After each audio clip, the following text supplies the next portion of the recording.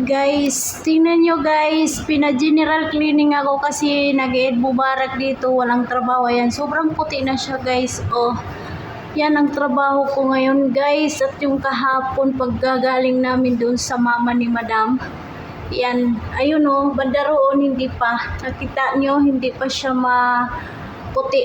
Pero dito sa banda na ito guys, ayan, nakikita nyo, sobrang puti na guys. Grabe guys. O ayan, dyan, hindi pa yan tapos. Ayan. Grabe guys, sakit ng leeg ko guys. Pina-general cleaning sa akin. Daig ko pa yung construction. Charot. Ayan guys, yan naman ang target natin ngayon. So bali doon sa banda side doon ay tapos na.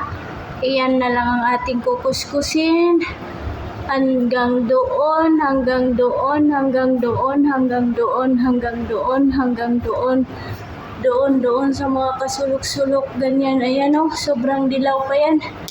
Oh grabe, pero banda doon wala na guys. Oh, tapos na. So balik tayo dito guys. Ayan yung aking gamit guys.